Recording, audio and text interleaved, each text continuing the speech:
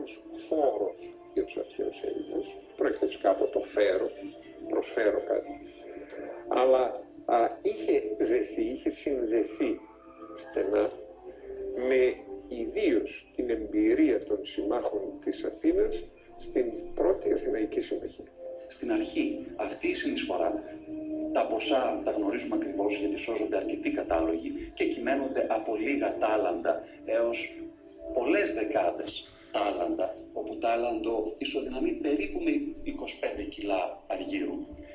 Άρα καταλαβαίνουμε ότι μιλάμε για σημαντικά ποσά. Σιγά σιγά όμως με την πάροδο των ετών η εξάρτηση στην οποία βρίσκονταν έναντι της Αθήνας αυξήθηκε και μεταβλήθηκε ουσιαστικά σε μια υποτέλεια, όπως θα λέγαμε με σημερινούς παλαιούς. Δηλαδή σε ποσό περίπου 1.000 ταλάντων, τα 600 προέρχονταν από συνεισφορές των συμμάχων και τα 400 από την φορολόγηση των ίδιων των Αθηναίων.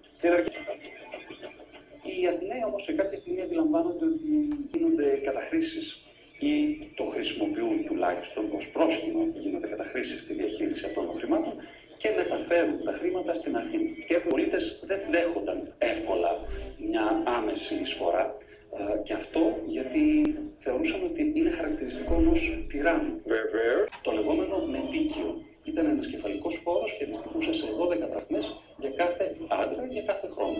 Πλήρωναν και οι γυναίκες τους, ιδίως εάν δεν είχαν γιο σε ηλικία που να πληρώνει φόρο. Για τις γυναίκες όμως ήταν 6 δραχμές. Και σύμφωνα με κάποιες πηγές προφανώς πλήρωναν οι ίδιοι οι μέτικοι και για τους δούλους που είχαν.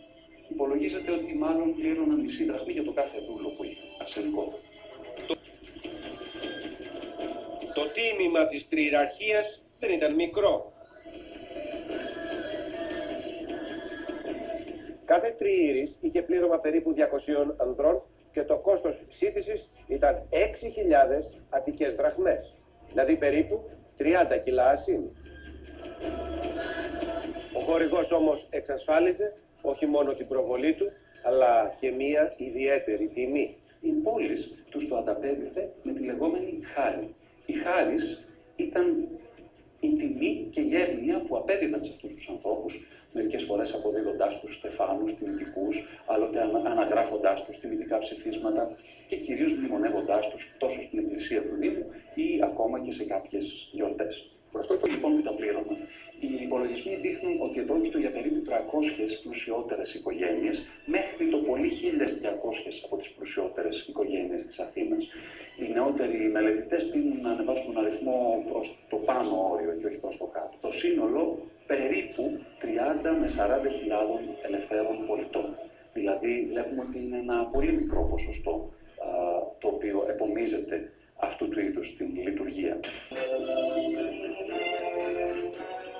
Ωστόσο, πρέπει να σκεφτούμε ότι μιλάμε για μια πόλη που όσο μεγάλη κι αν ήταν, γνωρίζονταν όλοι μεταξύ τους. Ήταν λίγο δύσκολο να αποκρύψει κανένας περιουσία. Εκείνο το οποίο με τα βεβαιότητα συνέβαινε είναι ότι δεν άφηναν να τους ξεγλιστρήσει ούτε ένας μέγνος εμπορεύματος. Ήταν το μέτρο μέτρησης της εποχής. Γιατί ήταν δικά τους χρήματα πλέον αυτά που προσπαθούσαν. Σίγουρα θα υπήρχαν χρονιές που βγήκε πολύ κερδισμένος εκείνος που είχε αγοράσει τη συλλογή φόρων και χρονιές που ίσως να βγήκε και λίγο χαμένος.